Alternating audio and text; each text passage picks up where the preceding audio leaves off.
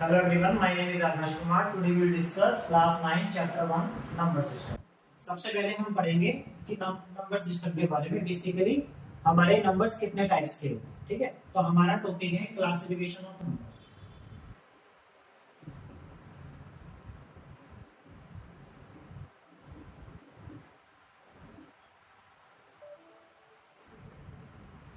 Basically topic है हमारा classification of number, कि नंबर्स को बेसिकली किस किस तरीके से क्लासिफाई किया गया है, ठीक है।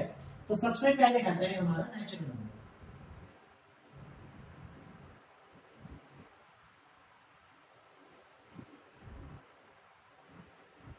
नेचुरल नंबर होते क्या है, देखो नेचुरल नंबर क्या होते हैं, जितने भी हमारे काउंटिंग्स नंबर होते हैं वो हमारे सारे के सारे नेचुरल नंबर होते हैं। तो डेफिनेशन कैसे लिखेंगे इसकी, all counting numbers are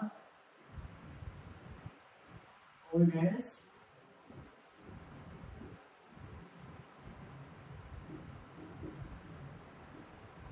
natural number, ठीक है। जैसे फॉर एग्जांपल जैसे 1 2 3 4 5 एंड सो ऑन, इसी तरीके से। तो जितने भी हमारे काउंटिंग्स नंबर होते हैं वो सारे के सारे हमारे नेचुरल नंबर, ठीक है। इसी क्लासिफिकेशन ऑफ नंबर्स में फिर सेकंड आता है हमारा होल नंबर।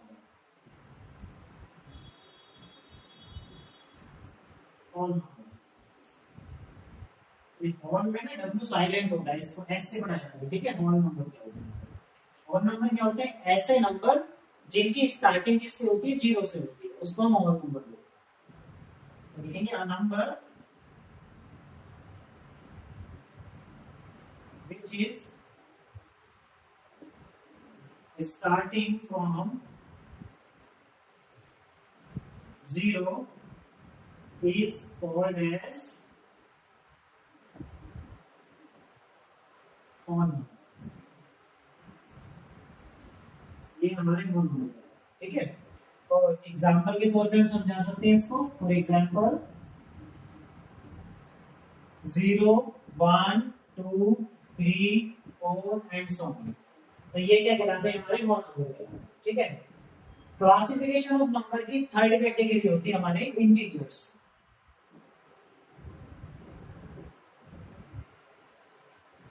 कि इंटीजर्स क्या होते हैं बेसिकली हमारे, देखो इंटीजर्स क्लासिफिकेशन ऑफ नंबर में ऐसे नंबर्स हैं कि जिसकी ना तो हमें स्टार्टिंग पता होती है और ना ही इसका हमें एंड पता होता है, ठीक है। तो हम इसको अजम्पशन बेसिस पे मान के चलते हैं। कैसे, कि ऐसे नंबर जो बेसिकली माइनस इंफिनिटी से आ रहे हैं और प्लस इंफिनिटी तक जा रहे हैं, ठीक है। तो इसका बेसिकली हम एक पैटर्न क्रिएट कर लेते हैं, जैसे माइनस इंफिनिटी से -3 -2 -1 0 1 2 3 and so on plus infinity. ये क्या कहलाते हैं, हमारे इंटीजर्स कहलाते हैं, ठीक है। इस इंटीजर्स के अंदर हमारे डेसिमल वाले नंबर नहीं आते, ये याद रखना, ठीक है। इसके बाद फोर्थ आता है हमारा प्राइम नंबर। क्या होते हैं,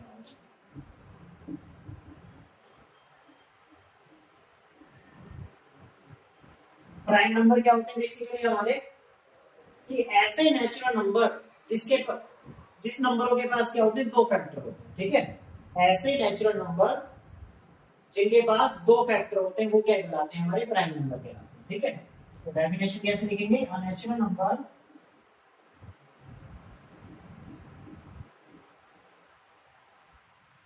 which have exactly two factors is called as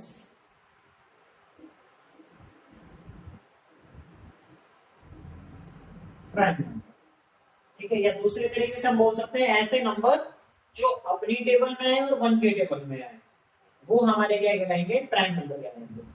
जैसे फॉर एग्जांपल जैसे हमने 1 ले लिया,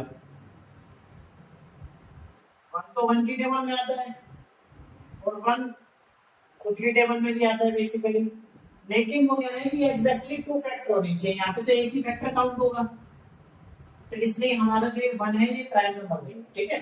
अब हम 2 पे चलते हैं। 2 क्या है बेसिकली, 2 1 से डिवाइड हो जाएगा, ठीक है, और 2 2 से डिवाइड हो जाएगा। तो बेसिकली इसके पास एक फैक्टर ये हो गया, एक फैक्टर ये हो गया, इसके अलावा तो कोई फैक्टर नहीं है, तो 2 जो है वो मेरा प्राइम नंबर हो जाएगा। ठीक है, तो हमारी प्राइम नंबर की स्टार्टिंग कहां से हो गई? हमारी प्राइम नंबर की स्टार्टिंग हो गई है हमारी 2 से। ठीक है, अब हम देन 3 पे चलते हैं। 1 की टेबल में आता है 3 और 3 की टेबल में आता है, और किसी के टेबल में नहीं आता। एग्जैक्टली 2 फैक्टर हो गए, तो 3 भी हमारा प्राइम नंबर में काउंट हो जाएगा। देन 4 दिया होगा क्योंकि 4 2 की टेबल में भी आता है, 1 की टेबल में भी आता है, और खुद की टेबल में भी आता है। 3 फैक्टर हो गए, एग्जैक्टली 2 फैक्टर होने चाहिए थे, तो 4 तो होगा नहीं प्राइम नंबर, तो हमारा उसके बाद क्या होगा? 5 होगा, फिर देन 7 हो जाएगा, फिर देन 11 हो जाएगा, फिर 13, फिर 17, फिर 19, फिर 23 एंड सो ऑन, इसी तरीके से चलता रहेगा हमारे। ठीक है, जो मैंने स्टार्टिंग के 2 के लिए समझाया वैसे ही हमें ये सारे के सारे एग्जांपल मिलेंगे। ठीक है, उसके बाद आता है हमारा कंपोजिट नंबर। कंपोजिट नंबर क्या होता है? कंपोजिट नंबर क्या होता है? ऐसे नंबर, ऐसे नेचुरल नंबर जिसके पास 2 से ज्यादा फैक्टर हो। ठीक है, natural number which have more than 2 factors is called as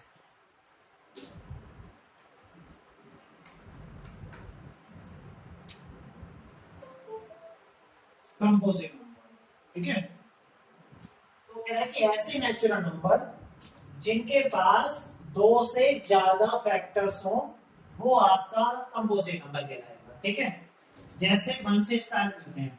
ठीक है, 1 से डिवाइड होगा और किसी से डिवाइड नहीं हो सकता 1, तो बेसिकली इसके पास तो एक ही फैक्टर है।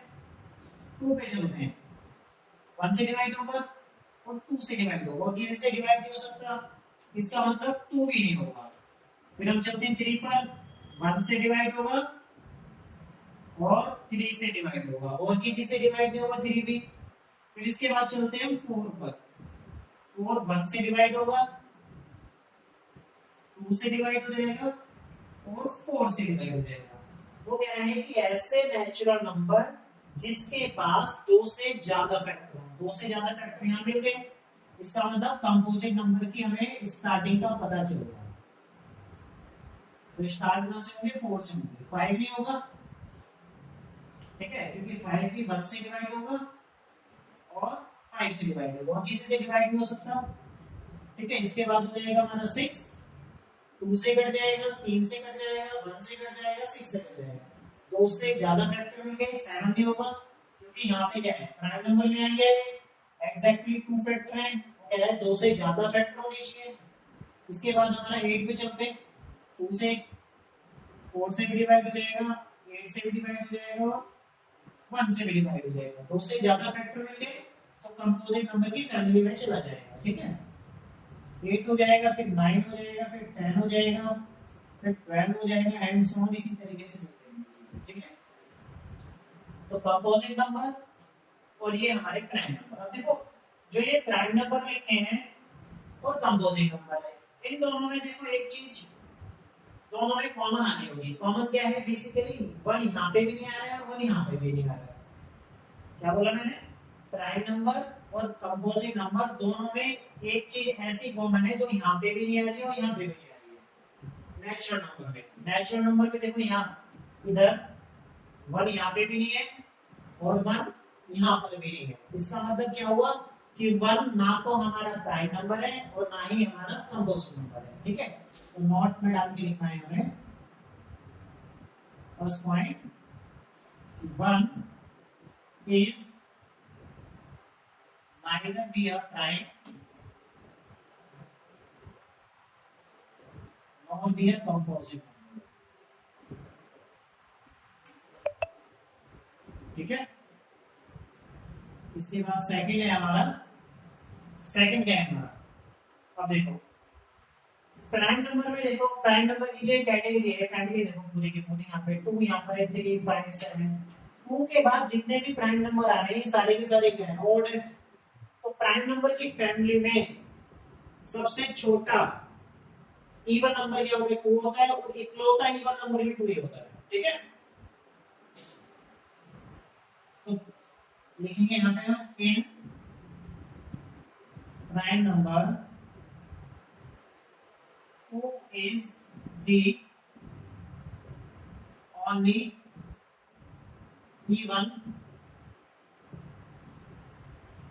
prime number. ठीक है, और सबसे छोटा प्राइम नंबर क्या है, 2 है, और सबसे छोटा कंपोजिट नंबर क्या है हमारा, 4 है। ठीक है, यहां तक समझ में आ गया। अब देखो इसके बाद हम चलते हैं, हमारा 6 कैटेगरी हमारी रेशनल नंबर की। रेशनल नंबर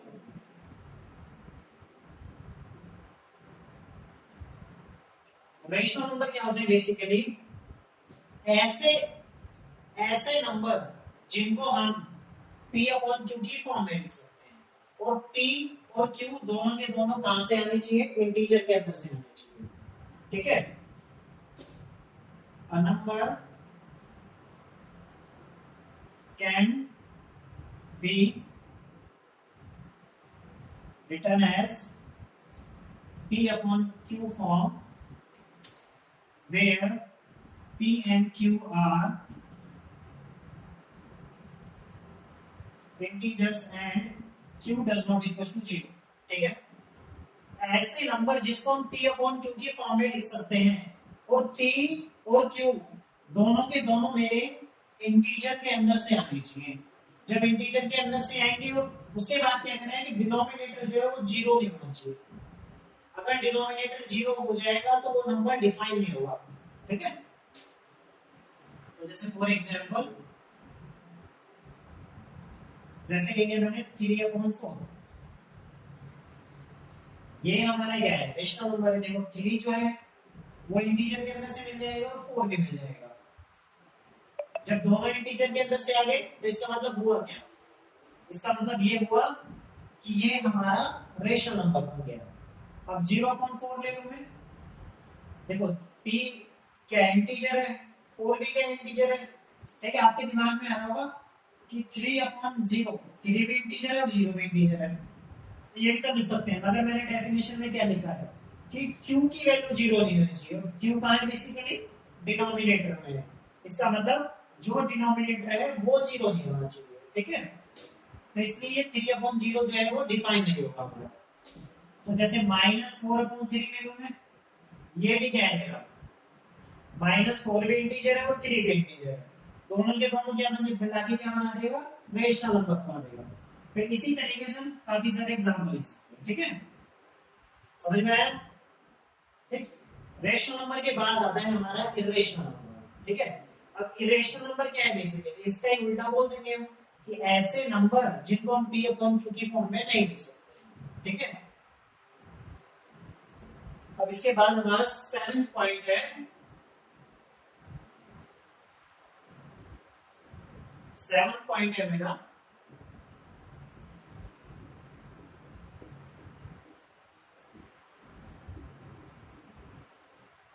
इरेशनल नंबर क्या होते हैं। बेसिकली इरेशनल नंबर हमारे होते हैं, तो हम लिखेंगे a number which cannot be written as p upon q form is called as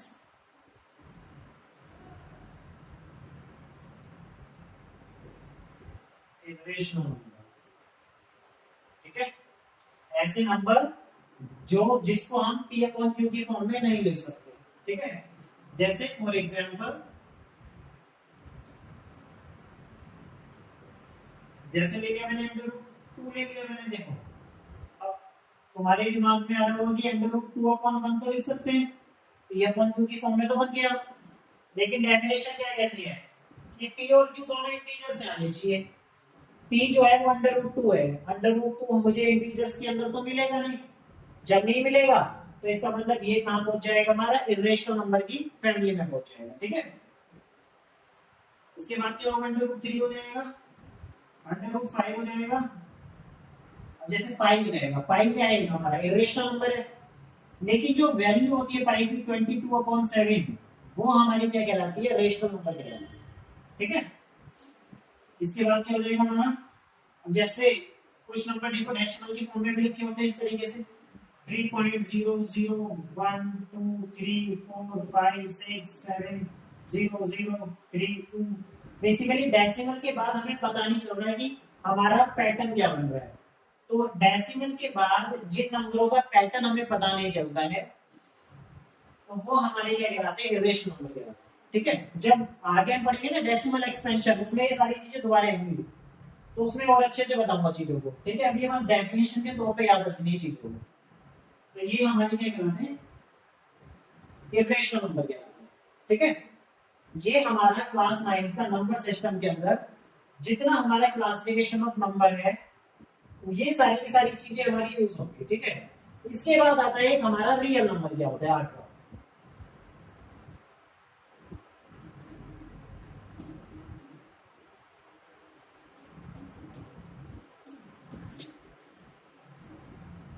देखो वीडियो अच्छा लगे तो चैनल को सब्सक्राइब करें और वीडियो को लाइक करें। अब देखो उसके बाद क्या है हमारा 8 पॉइंट क्या है हमारा, रियल नंबर क्या है हमारा।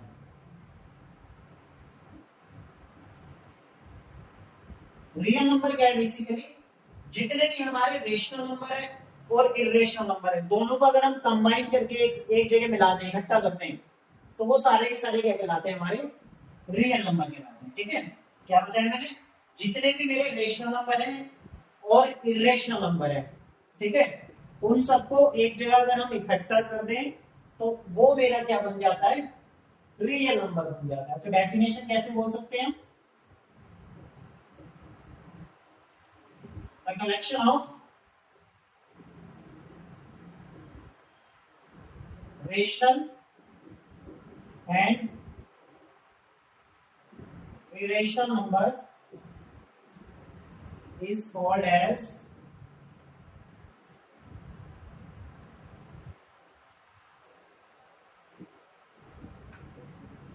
Real number. ठीक है, जो भी हमारा रेशनल और इरेशनल नंबर का जो कलेक्शन होता है, कलेक्शन का मतलब हमने इकट्ठा कर दिया है चीजों को एक जगह बिठा दिया है, तो वो हमारा क्या कहलाता है, रियल नंबर कहलाता है।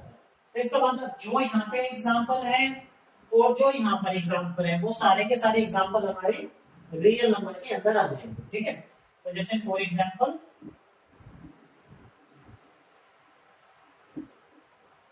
जैसे -3/4 हो गया, √2 हो गया, पाई हो गया, √5 हो गया, √7 हो गया, ये सारे के सारे क्या है, बेसिकली हमारे रियल नंबर कहलाते हैं। ठीक है, ये हमारा रियल नंबर हो गया।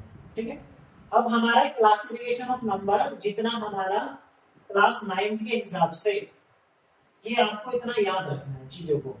ठीक है, अगर ये चीजें याद रहेंगी तो चैप्टर आपके लिए नंबर सिस्टम बहुत आसान बन जाएगा। ठीक है, अब हम चलते हैं एग्जांपल नंबर फर्स्ट पे। एग्जांपल नंबर फर्स्ट क्या है हमारा, एग्जांपल नंबर फर्स्ट कहता है आपसे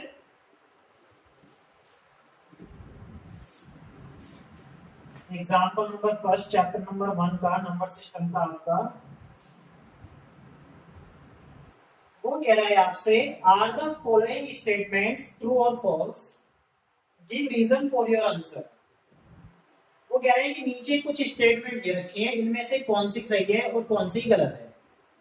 अगर जो स्टेटमेंट सही है तो क्यों सही है रीजन देना है, अगर गलत है तो क्यों गलत है उसके लिए रीजन देना है आपको। ठीक है,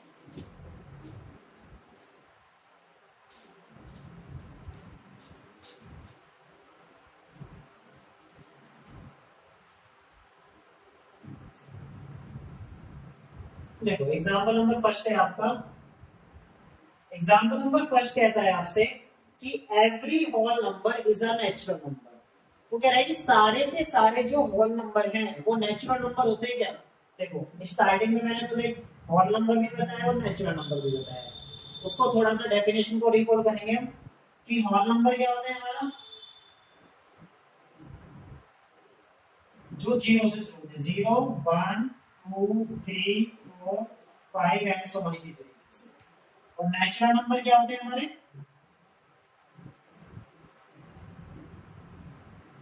1 2 3 4 एंड सो ऑन, ये सारे के सारे हमारे नेचुरल नंबर।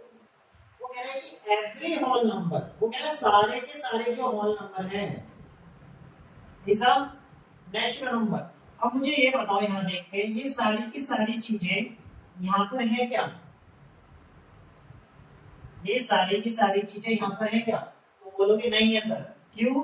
क्योंकि बिकॉज यहाँ पे यहाँ तो जीरो आ रहा है होल नंबर में, लेकिन नेचुरल नंबर में तो जीरो नहीं आ रहा है, तो इसका मतलब जो ये स्टेटमेंट बोल रहा है क्वेश्चन में गलत है, तो हम बोलेंगे फॉल्स। रीजन क्या देंगे, क्योंकि zero is not come in the natural number, क्योंकि जीरो जो है वो नेचुरल नंबर में नहीं आता है, तो इस वजह से हमारी ये जो स्टेटमेंट दे रखी है वो क्या है, हमारी गलत है। ठीक है, इसके बाद क्या है हमारा एग्जांपल नंबर सेकंड, कहता है आपसे कि every integer is a rational number. वो कह रहा है कि सारे के सारे जो इंटीजर है वो रेशनल नंबर होते हैं क्या। अब देखो इंटीजर्स के बारे में मैंने आपको क्या बताया था कि क्लासिफिकेशन ऑफ नंबर में इंटीजर्स ही एक होता है जिसकी ना तो हमें स्टार्टिंग पता होती है और ना ही उसका एंड पता होता है, तो हम उसको अपनी अजम्पशन के बेस पे मान के चलते हैं। ठीक है, जैसे minus infinity, -3 -2 -1 0 1 2 3 and so on plus infinity. ठीक है, अब वो कह रहे हैं कि सारे के सारे जो इंटीजर हैं वो रेशनल है क्या। अब रेशनल की डेफिनेशन क्या कहती है, रेशनल क्या था बेसिकली, रेशनल नंबर था कि जिसको आप p अपॉन q की फॉर्म में लिख सकते हैं और जो डिनोमिनेटर है वो जीरो नहीं होना चाहिए और p और q इंटीजर से आने चाहिए।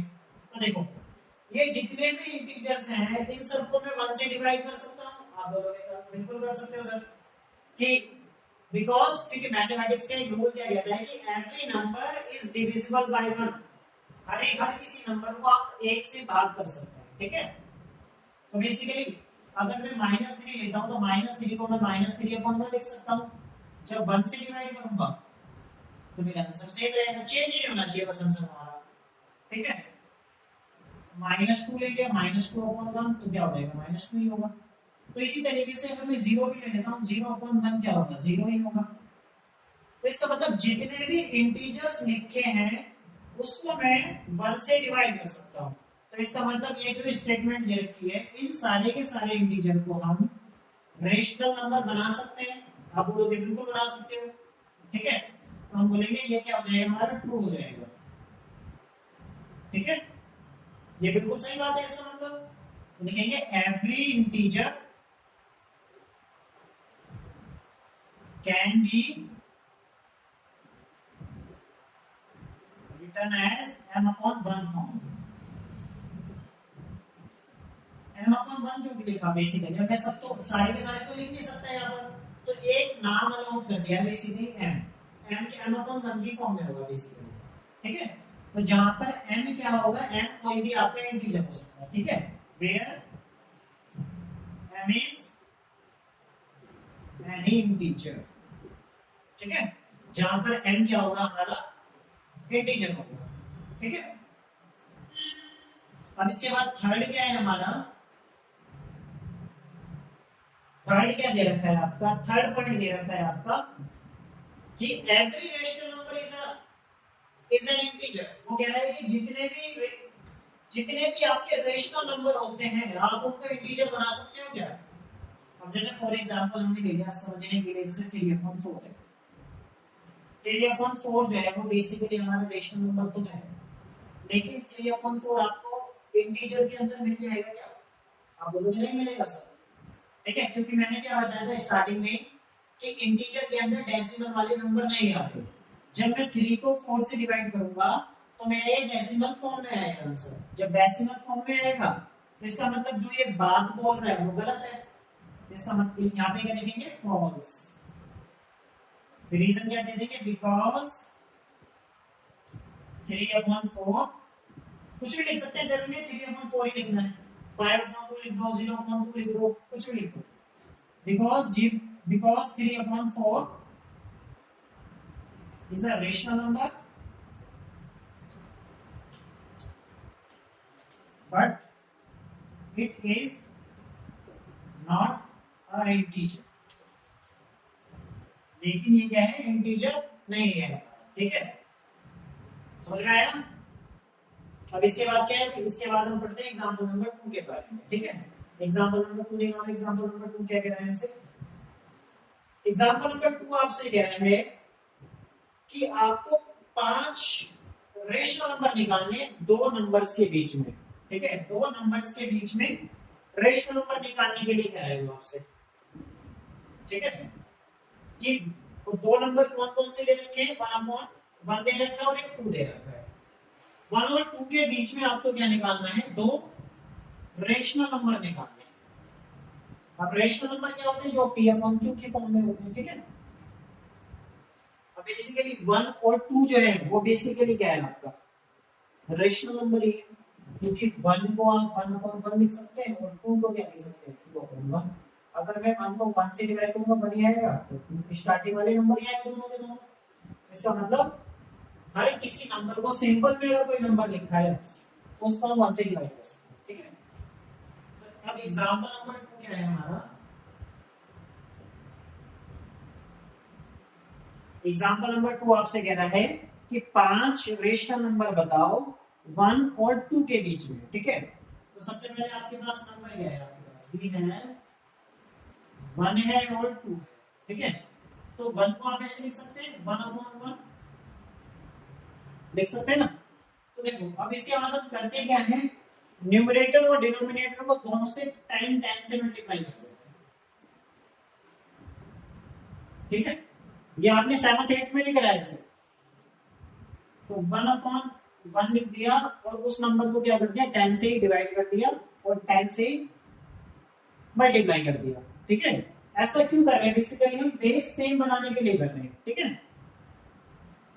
अब हमारे पास होगा क्या, देखो यहाँ पे क्या हो जाएगा, 10/10 आ जाएगा। अब जो 2 है हमारा, इस 2 को मैं ऐसे लिख सकता हूँ 2/1, ठीक। अब देखो यहाँ पे भी 10 से मैंने डिवाइड कर दिया, मल्टीप्लाई कर दिया सॉरी, और 10 से डिवाइड कर दिया इस नंबर को, ठीक है।